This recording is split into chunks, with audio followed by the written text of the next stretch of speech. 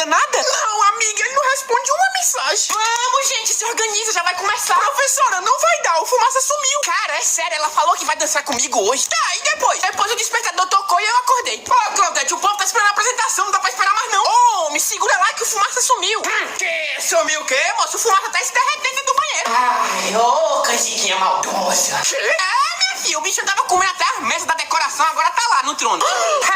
Professora, ali só não come as madeiras da fogueira porque é quente. Ai, professora, eu vou ficar sem par. Não vai não, você vai dançar com o Cid. Quem de acha é Cid? Ô, Cid, vem cá. Opa, chamou?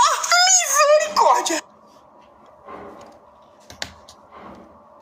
Então, naquele vídeo atrás, eu não tinha falado agora o nome da minha secundária com Ecologia 18, só para passar aqui e falar. E falou! Beijo!